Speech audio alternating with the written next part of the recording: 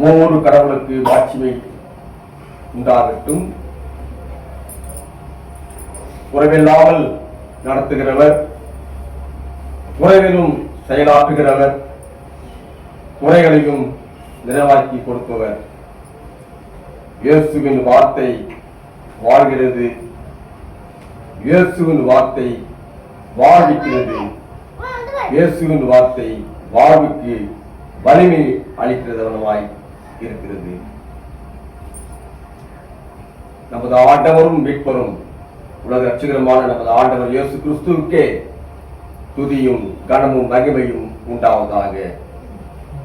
அன்புக்குரிய என் இறை மக்களே, உங்களை மறுபடியுமாக இந்த ஸ்தலத்திலே உங்களை சந்திக்கும்படி கர்த்தர் எனக்கு கொடுத்த மகா இரக்கம், அவருடைய அன்பு, நீடிய சாந்தம், ஒரு சமாதானம் கடந்த வருடம் முழுவதும் எங்களை வழிநடத்தினார்கள். இந்த புதிய வருடத்தில் கூட இந்த திருச்சபையோடு இணைந்து கடவுளுடைய வார்த்தைகளை பேசும்படியான பெரிய அற்புதத்தை எனக்கு கொடுத்திருக்கிறார். கடவுளுக்கு நான் நன்றிகளையும் ஸ்தோத்திர பலிகளையும் வாய்ப்பினை வழங்குகின்ற மிஷனரி அனைத்து பிள்ளைகளுக்கும் இளைய மக்களாகிய உங்கள் யாவருக்கும் இயேசு கிறிஸ்துவின் திருப்பெயரால் மீண்டுமாக வார்த்தையை நான் குடும்பத்தோடு தெரிவித்துக் கொள்கிறேன். பிரியமானவர்களே, இயேசு நீங்க இருக்கையிலே நாம் சோர்ந்து போகக்கூடாது. அந்த வசனத்தின் பிரகாரமாக இயேசுடைய வார்த்தை நம்மை வாழ்கிறது, வாழ வைக்கிறது, வலிமை அளிக்கிறதுமாக. இயேசு நீங்க இருக்கையிலே, இயேசு நீங்க இருக்கையிலே நாங்கள் சோர்ந்து போவதில்லை. இயேசு நீங்க நாங்கள் சோர்ந்து போவதில்லை. எல்லாமே காத்துக் கொள்வீங்க, நீங்க எல்லாமே காத்துக் கொள்வீங்க, நீங்க எல்லாமே காத்துக் கொள்வீங்க, நீங்க எல்லாமே காத்துக் கொள்வீங்க.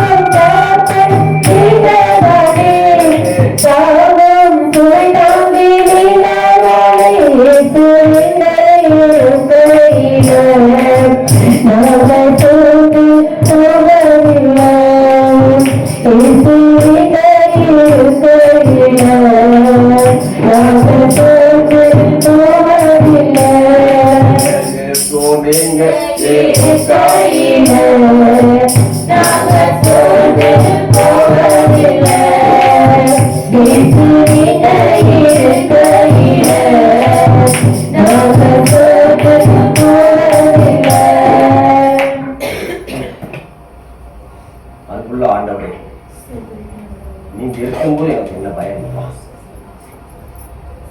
வார்த்தைகளை வாழ வைக்கிறது, வாழ்ந்து கொண்டிருக்கின்றன, வலிமை அளித்துக் கொண்டதாக காணப்படுகிறது.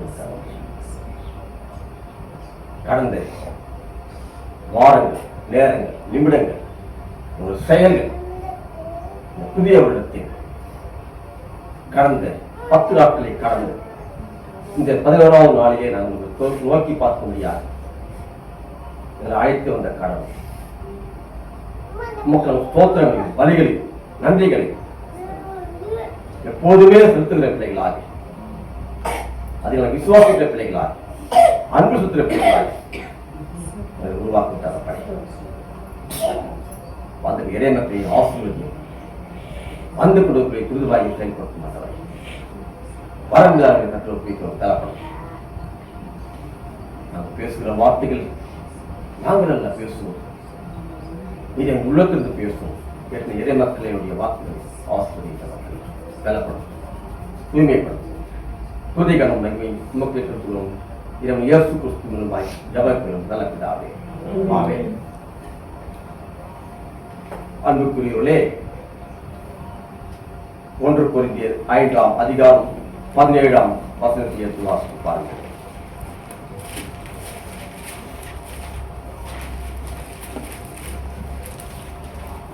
அப்படியே கர்த்தரோடு இசைந்திருக்கிறவனும் அவருடனே ஒரே ஆவியாய் இருக்கிறார். 1 கொரிந்தியர் 5 பாருங்க. ஒருவன் கிறிஸ்துவுக்குள் இருந்தால் புது சிருஷ்டியாய் இருக்கிறார், பழையவைகள் ஒழிந்து போயின.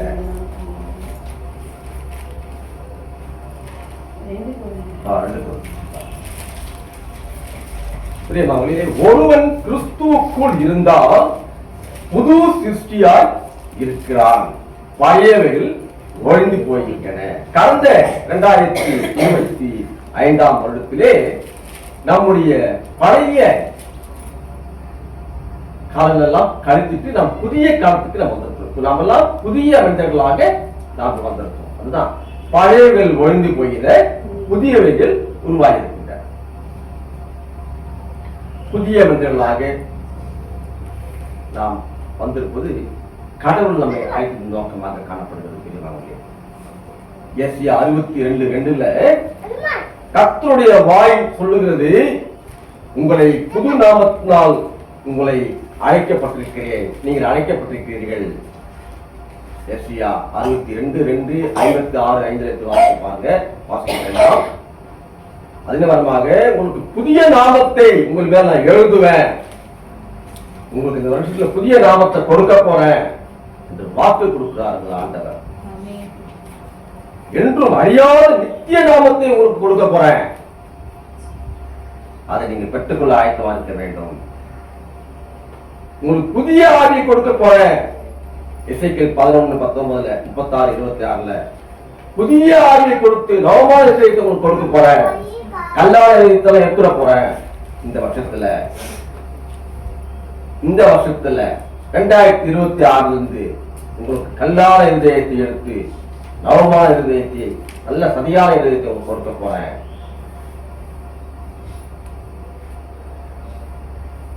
பிரியமானவர்களே, மாம்சமான யாவர் மேல இந்த ஆவியை ஊற்ற போறேன். புதிய கிருபையை நான் உங்களுக்கு கொடுக்க போறேன். இந்த வருஷத்துல நாம் நிற்பது நிர்மலமாக இருப்பது அவருடைய சுத்த கிருபையினால் நாம் இன்னைக்கு வந்திருக்கிறோம். புதிய பலனை கொடுத்துக்கிறாரு இந்த வருஷத்துல. கடந்த வருஷம் பலவீனமா வந்திருப்போம், போராட்டங்கள் வந்திருக்கோம், கஷ்டங்கள் இருந்திருக்கோம். எல்லாத்தையும் விட்டுட்டு பழைய வேலையை ஒழிச்சிட்டு புதிய வேலைக்கு நாம் வந்துட்டோம். இந்த வருஷத்துல இதெல்லாம் கொடுக்க போறாங்க ஆண்டவர். எத்தனை பேர் விசுவாசிக்கிறீங்க? இதெல்லாம் சொன்னீங்களா?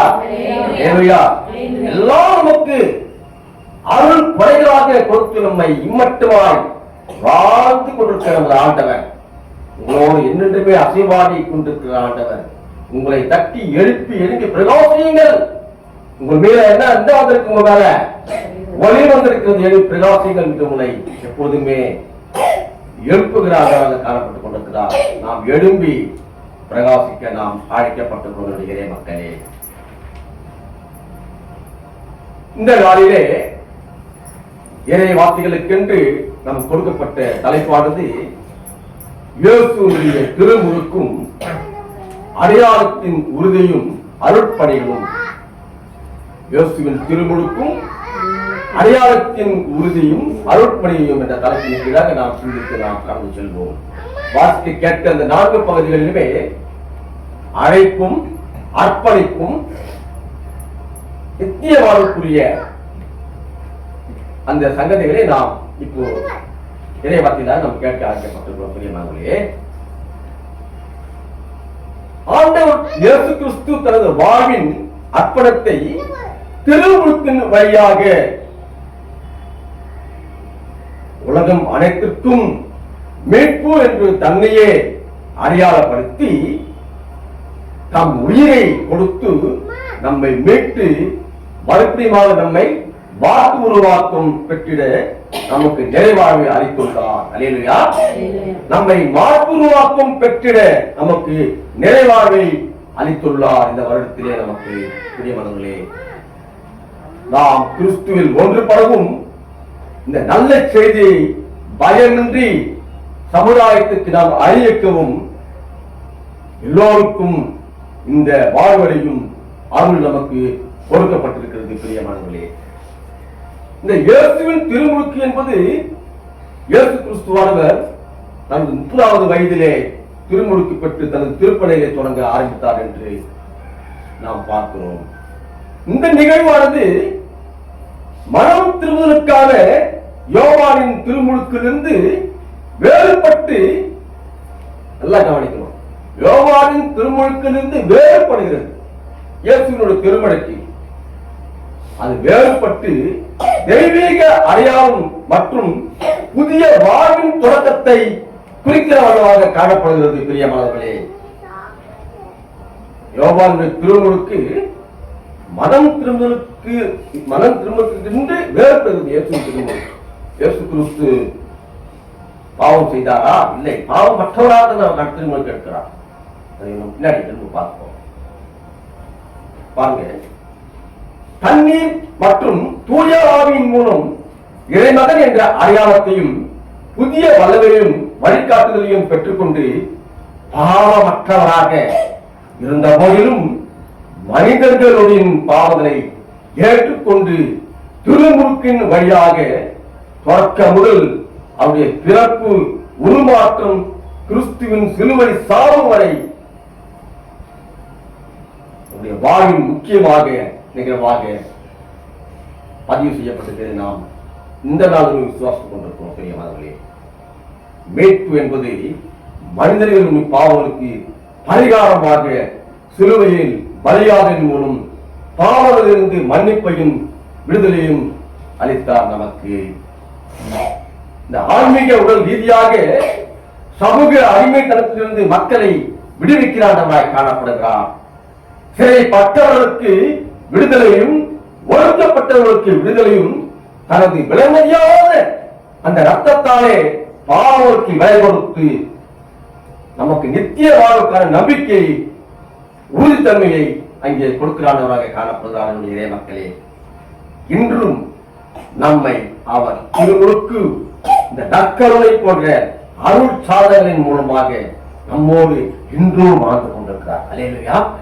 இன்றும் வாழ்ந்து கொண்டிருக்கிறார்.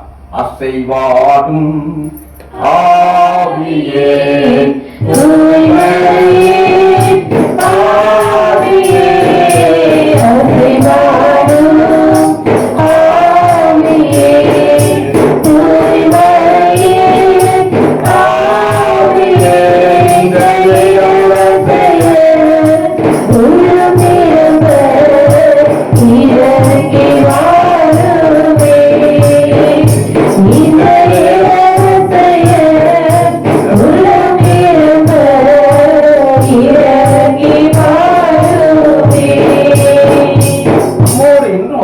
கொண்டிருக்கிறார். ஆவியின் மூலமாக நம்மை இன்னும் வாழ வைத்துக் கொண்டிருக்கிறார். பிரியமானவர்களே, இதன் மூலம் நாம் வளர்ந்து கொள்ளவும் நம்மை புதுப்பித்துக் கொள்ளவும் இந்த நாள் வரை நம்மோடு செயலாற்றிக் கொண்டிருக்கிற ஆண்டவர் என்பது நிச்சயமாகவே இயேசுவுடைய திருமுழுக்கு கிறிஸ்தவர்களுக்கு ஒரு நுழைவாய். நாம் கிறிஸ்துவத்துக்கு நாமை உட்கொள்ளும் போது என்ன பண்றோம்? முதல்ல நம்ம திருமுழுக்கு நம்முடைய பழைய பாவங்களை உதவி தள்ளிவிட்டு புது வாழ்க்கைக்கு நாம் நுழைந்து வருகிறோம். அதே போல இயேசு திருமுழுக்கு அந்த கிறிஸ்துவ வாழ்க்கை நுழைவாயிலாக காணப்படுகிறது.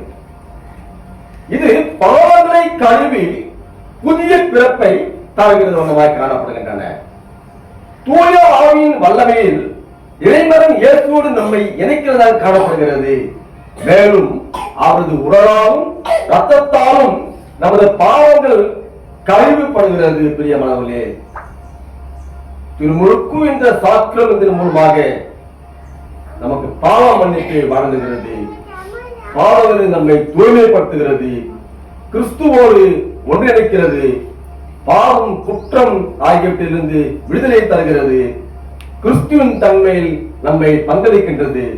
தூய ஆவின் செயல்பட்டால் புதிய வாழ்வை வலுப்படுத்துகிறது. அடிமை தனத்திலிருந்து நம்மை விட்டு நமக்கு புது வாழ்வு கொடுக்கிற வண்ணமாக செயல்படுகிறது என்பதில் சந்தேகம் இல்லை. பிரியமானவர்களே, இயேசு கிறிஸ்துவின் திருமுழுக்கின் வழியாக, திருமுழுக்கு சாக்கிரமந்து அந்த உடலாலும் ரத்தத்தாலும் நாம் கழுவப்பட்டு நம்முடைய பாவங்களை நீக்கி புது வாழ்வு பெற்றிருக்கிறது. பிரியமானவர்களே, இந்த தலைப்பினுக்கு 3 சிந்தனையை நாம் கடந்து செல்வோம். குறிப்பாக 4 நற்செய்தியாளர்களும் என்ன சொல்றாங்க அப்படின்னா, நோட் பண்ணிக்கங்க. மத்தேயு சுவிசேஷம் 3:13-17 வரையும், மார்க்கு சுவிசேஷம் 19-11 வசனத்திலையும், லூக்கா எழுதின சுவிசேஷம் 3:21-22 யோவான் எழுதின சுவிசேஷத்துல 1:2-9-34 நினைக்கிறேன். இந்த வசனங்களை நீங்க வீட்டுல போய் படிச்சு பாருங்க. இந்த 4 நற்செய்தியாளர்களுமே இயேசு திருமுழுக்கை பற்றியே பேசுகிற வண்ணமாக பதிவு செய்யப்பட்டிருக்கிறது. இந்த மத்தேயு நற்செய்தி நூலில் முற்றிலும் ஆண்டவருடைய திருமுழுக்கு என்பது கிறிஸ்துவானவர் தூய ஆவியினாலும் நெருப்பினாலும் திருமுழுக்கு கொடுப்பவர் எனவும், நீதி நிறைவேற்றவும் தூய ஆவியானவர் இறங்கி வருவது இயேசு கிறிஸ்துவின் இறைமகன் என்று அறிவிக்கின்ற ஒரு நிகழ்வு அந்த சுவிசேஷ பகுதியிலே பதிவு செய்யப்பட்டதை நாம் பார்க்க முடிகிறது. மத்தேயு 3ஆம் அதிகாரம் வசனங்கள் வாசித்து பாருங்க விரைவாக. 3:13-14-15 விரைவாக வாசிக்கும். அப்பொழுது யோவான் ஸ்நானன் பெறுவதற்கு ஞானஸ்நானம் பெறுவதற்கு இயேசு கலிலேயாவை விட்டு யோர்தானுக்கு அருகே அவரிடத்தில் வந்தார். யோவான் அவருக்கு தடை செய்து, நான் உம்மாலே ஞானஸ்நானம் பெற வேண்டியதாய் இருக்க நீர் என்னிடத்தில் வரலாமா என்றான். இயேசு அவனுக்கு பிரதியுத்தரமாக, இப்பொழுது இடம் கொடு, இப்படி எல்லா நீதியையும் நிறைவேற்றுவது நமக்கு ஏற்றதா இருக்கிறது என்றான். இயேசு கிறிஸ்து நீதி நிறைவேற்றவும் இருப்பினாலும் தூய ஆவியினாலும் நமக்கு ஞானஸ்நானம் கொடுப்பவர். பிரியமானவர்களே, இங்கே இந்த திருமுழுக்கு யோவான் திருமுழுக்கு ஏற்ற அந்த ஞானஸ்நானத்தை கொடுத்து வந்து கொண்டிருக்கிறார். இயேசு கிறிஸ்து அந்த வரிசையிலே பின்பு நின்று கொண்டு வருவதாக காணப்படுகிறார். அப்போது திருமுழுக்கு யோவான் என்ன சொல்றார் அப்படின்னா, நான் உமக்கு ஞானஸ்நானம் கொடுப்பதா, திருமுழுக்கு கொடுப்பதா? இல்ல இல்ல. பாருங்க, அந்த அந்த பணிவு பாருங்க. நம்ம கிட்ட நீ பணிவு இருக்கிறதா? நான் அந்த சுயத்தை வெறுத்துக்கிறான். ஐயா, நான் இல்லை, நீங்க எங்களுக்கு முன்னாடி, நீர் எனக்கு முன்னாடி, நானும் ஞானஸ்நானம் கொடுப்பதா? இல்ல. அப்ப இயேசு சொல்றாரு, இப்போ எனக்கு என்ன பண்ணுவீங்க? இப்போ எனக்கு இறங்கும், இப்போ எனக்கு இறங்கும். அந்த யோவான் திருமுழுக்கு யோவானுடைய அந்த திருமுழுக்கை இயேசு என்ன பண்றாங்க? அங்கீகரிக்கிறதே நாம் அங்க பார்க்கப்படுகிறது. பிரியமானவர்களே, இந்த திருமுழுக்கு யோவான் ஏன் திருமுழுக்கு கொடுத்தார் அப்படின்னா, அந்த இஸ்ரவேல் மக்கள் அடிமைத்தனங்களிலிருந்தும் பாவங்களிலிருந்தும் பல பல குற்றங்களிலிருந்தும் நம்மை விடுவித்துக் கொள்ளத்தக்கதாக, விரியன் பாவ குட்டிகளே எல்லாரும் வாருங்கள், மனம் திரும்புங்கள் என்று அழைக்கிறதே காணப்படுகிறது. மனம் திரும்புவதற்கு ஏற்றவாறு தான் ஞாபகம் கொடுக்கிறார் திருமுழுக்கு யோவான். ஆனா இயேசு கிறிஸ்து அப்படி இல்லை. பிரியமானவர்களே, இயேசு கிறிஸ்து பாவமுள்ளவராக இருந்தாலும் இந்த மனித குலத்திற்காக பாவங்களை இந்த திருமுழுக்கு என்றும் திருமுழுக்கை ஏற்றுக்கொள்வதாக இந்த நிகழ்வு அமைந்ததாக காணப்படுவது. பிரியமானவர்களே, இந்த புனித பயணத்தை தொடங்கி சிலுவை வரை சென்று மரணத்தை ருசி பார்த்து நமது வாழ்வை மனித குலத்திற்காக அர்ப்பணித்து தூய சாக்கிரமெந்து என்ற அந்த நற்கருணையில இன்றும் நம் இறைமக்களாகிய நமக்கு அளிக்கப்பட்டிருக்கின்றது என்று சந்தேகமில்லை. இந்த அருள் கொடைகளாலே நிரப்பிக் கொண்டிருக்கிற சந்தேகமில்லை.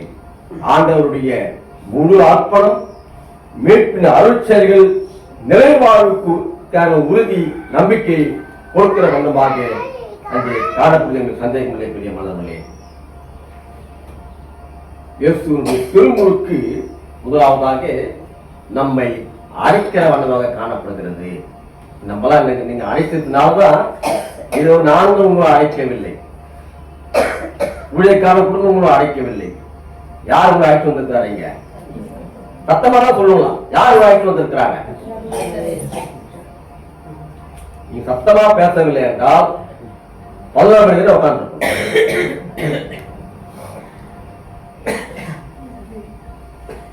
உங்களை யார் அழைத்து வந்திருக்கிறாங்க? அல்லேலூயா. எல்லாரும் உபவாசம் இருக்கிறீங்க போல. வாரத்தின் 2வது வாரத்தை எல்லாரும் உபவாசம் இருக்கிறீங்க போல. பிரியமானவர்களே, ஒவ்வொரு ஆண்டும் கடவுளிலிருந்து வரும் அருளின் ஆண்டாகும். ஒவ்வொரு ஆண்டும் நாம் கடவுளின் புதிய அருள்களை நாம் பெற்றுக் கொள்கிறோம். ஒவ்வொரு ஆண்டும் நாம் அதிக பெருந்தன்மையுடன் இருக்க வேண்டும் என்பது ஆண்டவருக்காகவும் அவருடைய மக்களுக்காகவும் அதிகமாக திருப்பணிகளை மேற்கொள்வது மிக மிக அவசியம். ஒவ்வொரு ஆண்டும் நன்மைகளை பெற்றுக்கிறோம், எல்லாத்தையும் பெற்றுக் கொள்கிறோம். ஆனால் அவர் திருப்பணிகளுக்கென்று நம்மிடத்தில் என்ன காணப்பட்டுக் கொண்டிருக்கின்றன நாம் சிந்திக்க அழைக்கப்பட்டு வேண்டிய மக்களே. கடவுள் மனிதனின் எண்ணங்களை போல் மாற்றிக்கொண்டாரா? இல்லையே. அவர் ஒருபோதும் நம்மை போல மாற்றிக்கொள்ள மாட்டார். அவரின் திருமுழுக்கு தூய ஆவியினாலும் நெருப்பினாலும் திருமுழுக்கு கொடுப்பவர். நாம் தான் அவரை போல மாற வேண்டும். நாமெல்லாம் மாம்சத்தில் பிறந்தவர். அவர் எதில் பிறந்தவரே? ஆவியினாலே பிறந்தவர். பிரியமானவர்களே, திருமலையின் கடவுள் தூரத்திலிருந்து ஆட்சி செய்யும் அரசர் அவர் அல்ல. மக்களோடு இணைந்து அவரை தாங்கி வழிநடத்தி தன் உயிரை கொடுத்து காத்துக் கொள்ளும் ஒரு நல்ல மேய்ப்பராக மக்களோடு இணைந்து நான் உயிரை கொடுக்கிற ஆண்டவர். பிரியமானவர்களே, நல்ல மேய்ப்பராக நமக்கு இறங்கி வந்த கடவுள். அவர் சுகமோகமான வாழ்க்கை வாழ இந்த பூமிக்கு வரவில்லை. அம்மா, நம்முடைய பாரங்களையும் நம்முடைய குற்றங்களையும் நம்முடைய வேற்றங்களையும் சுமக்க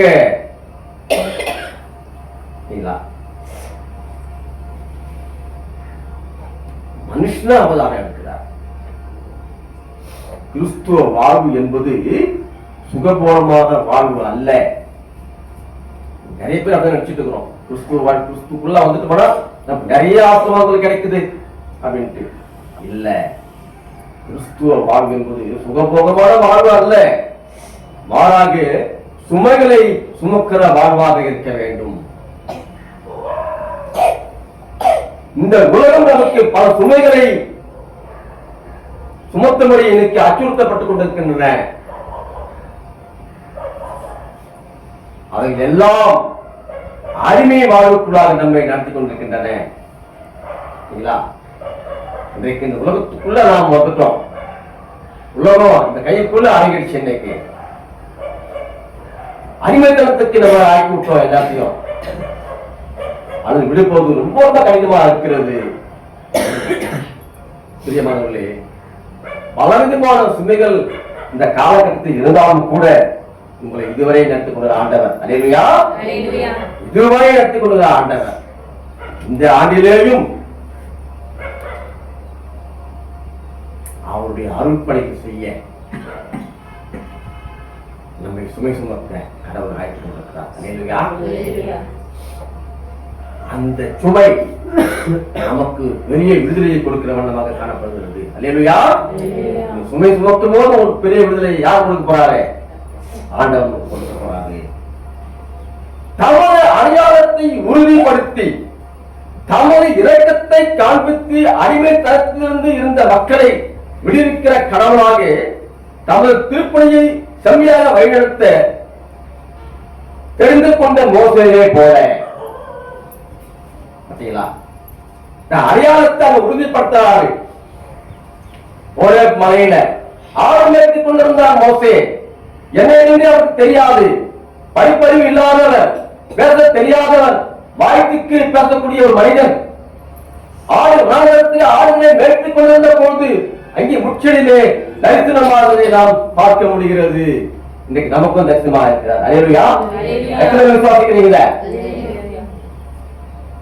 ஒன்றுமே அறியாதவர், பேச தெரியாதவர், திடீரென்று முச்சலில் இருக்கிற போது அது என்ன என்று பார்க்க போகிற போது கிட்ட வராத நான் நிற்கிற இடம் பரிசுத்தமானது என்று சொல்லப்படுகிறது. பாருங்க, திருப்பணிகளை அவர் திருப்பணிகள் செய்ய கடவுள் யாரை எப்போதும் கூட அழைக்கக்கூடும். எந்த நேரத்தில் அழைக்க அவர் சுத்தமாக இருக்கிறார். அது நாம் என்ன பண்ணணும்? எப்போதுமே ஆயத்தமா இருக்க வேண்டும். எப்போதும் ஆயத்தமாக இருக்க வேண்டும். அவருக்கு அந்த ஆயத்தம் எப்படின்னா அவருக்கு கீழ்ப்படிந்து நடக்க வேண்டும். அவருக்கு பயந்து கீழ்ப்படிந்த கட்டளை கை கொள்கிற போது அவருடைய அழைப்பை அவர் கூப்பிடுவதாக காணப்படுவது. பெரிய மகர்களே, அங்கே இஸ்ரவேலை எகிப்திலிருந்து வெளியே அழைத்து வந்து மேகத்தூணிலும் நெருப்புத்தூணிலும் இருந்து வழிநடத்திய கர்த்தர் நம்மையும் வழிநடத்திக் கொண்டிருக்கிறார். 2025 ஆண்டிலே நாம் கடந்து வந்து விட்டோம். 2026 ஆண்டிலே கர்த்தர் அவரை அழைத்திருக்கிறார். அல்லேலூயா. மோசேவை அழைத்தது போல உங்களையும் இந்த திருச்சபைக்காக கடவுளை அழைத்திருக்கிறார். திருச்சபையில் நிறைய மக்களாய் உங்களை அழைத்திருக்கிறார். சமுதாயத்தை ஏற்படுத்த வேண்டும். அடிமைத்தனத்தில் இருந்த மக்களை விடுவிக்க வேண்டும். விடுதலையை கொடுக்க வேண்டும். சமாதானத்தை கொடுக்க வேண்டும். நீதியை கற்றுக் கொடுக்க வேண்டும். குற்றம் செய்யக்கூடாது, பாவம் செய்யக்கூடாது என்று உங்களை எல்லாம் அழைத்திருக்கிறார் கடவுள். இன்னைக்கு அங்கே மோசேவை அழைத்த கடவுள் இன்னைக்கு உங்களையும் அழைக்கிறார்கள் காணப்படுகிறார். இருக்கிறவராகவே இருக்கிறேன், உங்களுடன் இருக்கிறார் என்று உணர்ந்து நாம் வாழ நாம் ஆயத்தப்படுவது மிக மிக அவசியம். மக்களே, அங்கே பாருங்க, தண்ணீரில் மிதக்க ஒரு குழந்தை அந்த இஸ்ரவேல் மக்களுக்கு ஒரு மீட்பை கொண்டு வந்தது. தேவ ஆவியானவர் பல அற்புதங்களை அங்கே பெற்றுக்கொண்டு அடிமை தளத்தினின்று பாவங்களில் இருந்து இருந்த மக்களை மீட்க அங்கே புறப்பட்டது. பிரியமானவர்களே, அந்த மோசேவை கண்டெடுத்த அந்த நேயர் கூட பார்வோன் அரசவையிலே அவருக்கு கற்றுக் கொடுக்கப்படுகிறது. அந்த பாடங்களை எல்லாம் யார் சித்தத்தின் மூலமாக கற்றுக்கொள்ளப்படுகிறது? கடவுள் சித்தத்தின்படி அங்கே பார்வோனுக்கு அது பார்வோன் மூலமாக மோசேவுக்கு கற்றுக் கொடுக்கப்படுகிறது. பிரியமானவர்களே, மோசேவை தனது மீட்பின் பணிக்கென்று அழைத்த தேவன் இன்று உங்களையும் அழைத்துக் கொண்டிருக்கிறார். எதிர்பாராத வகையில, எதிர்பார்க்காத இடத்தில கடவுள் உங்களோடு பேசக்கூடும். யார் மூலமாகவும், எந்த சூழ்நிலை மூலமாகவும், எந்த நிகழ்ச்சி, எந்த எண்ணத்தின் மூலமாகவும் கர்த்தர் உங்களோடு பேசக்கூடும். எந்த நேரத்துக்கு மூலம் நீங்களும் கூட பேசுவார் ஆண்டவர். அப்ப என்ன பண்ண அதற்கு ஆயத்தப்பட வேண்டும். இல்ல ஆயத்தம் வேண்டாம் அப்படின்னு சொல்லி ஓடி போயிடுவோமா? சிந்தித்து பாருங்க பிரியமானவர்களே, கர்த்தரை தோற்று கொள்வதற்கு ஆயத்தங்கள் தேவை.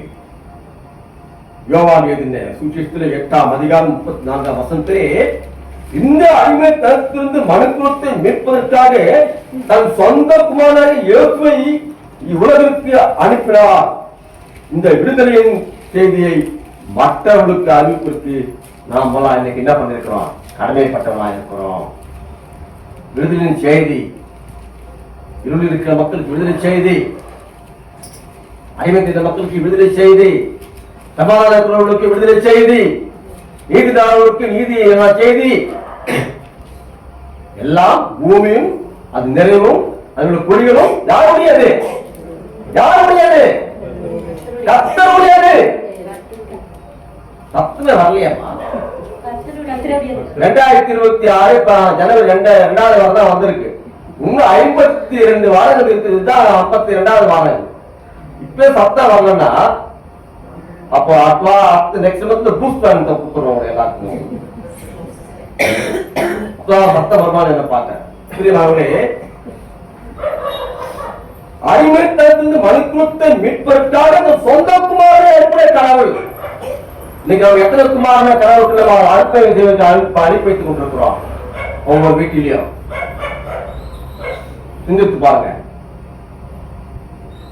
இயேசு கிறிஸ்துவின் திருமுழுக்கானது பாவ வாழ்வு, நீதியற்ற வாழ்வு மற்றும் அடிமைத்தன வாழ்வு இவைகள் அனைத்திலும் மானுட மத்தியில் இருந்து அகற்றவும் மேலும் தீய சாதங்கள் மீண்டும் மாநிலத்தை அடிமைப்படுத்தாத பதவிக்கு அதை மீட்பின் அருளவும் கிறிஸ்துவின் திருமுழுக்கு அதிகாரம் பெற்றிருக்கிறது. பெரியமாக பாருங்க, அவருடைய திருமுழுக்கு அங்கே அதிகாரம் பெற்ற திருமுழுக்காக காணப்படுகிறது. இதுவே அருட்பணியின் பழக்கம் என்று சொல்லப்படுகிறது. பெரியமானே, கிறிஸ்துவே உலகத்தின் பாவங்களையும் அடிமைத்தனத்திலிருந்து மீட்கவும் சுமந்தத்திற்கும் ஆட்டுக்குட்டியானவர். இப்படிப்பட்ட மீட்பு இந்த உலகிற்கு வர இறையாற்றல் செயலாற்றிக் கொண்டிருக்கின்றன. பெரியமானே, இது திருமுழுக்கின் வழியாக உறுதிப்படுத்தப்படுகிறது. கிறிஸ்துவின் திருமுழுக்கானது சிலுவையிலே மீட்பின் அருட்செயல்களாக அதிகாரம் உடையவராக திருமுழுக்கு என்னும் சாக்கிரம் வந்து திருச்சபையின் அருள்பணியாக இருக்கிறது. அவர் உடல் மற்றும் ரத்தத்தாலே அந்த சாக்கிரத்தை பெற்றுக் கொள்வதால் என்றால் நாம் இன்னும் அழைப்பை ஏற்றுக்கொண்டு அநேக அர்ப்பணிகள் செய்ய கடவுள் நம்மை அழைக்கிறார். பிரியமானவர்களே, வசனம் யாத்திராகமம் 3ஆம் அதிகாரம் 15-22 வாசிப்பாங்க. 17-22 வசனங்களை கொடுக்கப்பட்டிருக்கிறது, வாசிக்க வேண்டாம். ஒவ்வொருடைய அழைப்பும் வித்தியாசமானது. நமது அழைப்பை தேவனிடம் கேட்டுக்கொண்டு அவர் வழிநடத்தின்படி அர்ப்பணை செய்ய நாம் முன்வர வேண்டும். யாருக்கு கேட்கிறோம்? கர்த்தரிடத்தில் நாம் கேட்கணும். நமது அர்ப்பணையில் உள்ள சிக்கல்கள், வெற்றிகள், முடிவுகள் யாவும் அவருக்கு தெரியும். யாருக்கு தெரியும்? நீங்க போட்டு போங்க. உங்க வயத்தோட யாரு? வயத்தோட யாருமா? கர்த்தத்தான் வயக்கூடாது. நாங்க வயத்த போடல. நீங்க போட்டு போங்க. நல்ல செய்தியை கொடுங்க, விடுதலை செய்தியை கொடுங்க. நான் உங்களோட உலகத்தினுடைய சிக்கல்கள் இருக்குதுன்னு தெரியும். உங்களுக்கு வெற்றியில் இருக்குதுன்னு தெரியும். முடிவுகள் யாரும் தெரியும். இதை நடக்க போகுதுன்னு எனக்கு தெரியும். எல்லாமே எனக்கு தெரியும். ஆனால் நீங்க புறப்பட்டு போங்க. அவர் சொற்படி விசுவாசத்தோடும் தைரியத்தோடும் இந்த சமுதாயத்துக்குள்ள நீங்க சென்று கர்த்தருடைய பணியை செய்ய நீங்க அழைக்கப்பட்டிருக்கீங்க. அல்லேலூயா. மோசேவை அழைத்தது போல அவர் அருள் கொடைகளை கொடுத்து இன்றைக்கு நம்மையும் அழைத்திருக்கிற கடவுள் சமுதாயத்துக்குள்ள சென்று நீங்க இன்னும் அநேக ஆத்மா அறுவடை செய்ய கர்த்தர் உங்களை சந்தேகமில்லை. பிரியமானவர்களே, இரண்டாவதாக இயேசுவினுடைய திருமுழுக்கு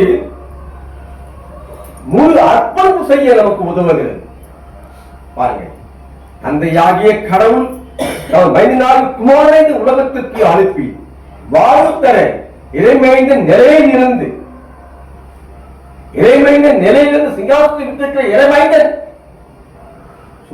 அங்கே பரலோகத்தை விட்டிருந்த இறைமைந்தன் இந்த பூமிக்கு இறங்கியவர தந்தையாகிய கடவுள் அங்கே உறுதிப்படுத்தி நாம் பார்க்க முடியும். மானுட தன்மையை, இந்த மானுடத்தை மீட்க இந்த உலகத்திற்கு மத்தியஸ்தராக அனுப்புகிறார். பிரியமானவர்களே, இது ஆண்டவருடைய செயல். மிக மிக மிக மிக பெருமிதமான ஒரு செயலுமாகும். சரிங்களா? தன்னை முழுவதுமாக அர்ப்பணம் செய்கிறார். தந்தைக்கு கொடுத்த வாக்குறுதியை அங்கே அவர் சித்தத்தின்படி நிறைவேற்றினார் காணப்படுகிறார். இந்த செயலினால் நம்முடைய மாநிலத்தின் வாழ்வு இந்த மாநில வாழ்வோடு தன்னை இணைத்துக் கொண்டு நம்முடைய விடுதலைக்காக நான் நல்லா இருக்கணுக்காக தான் வாழ்வ தன்னுடைய வாழ்வ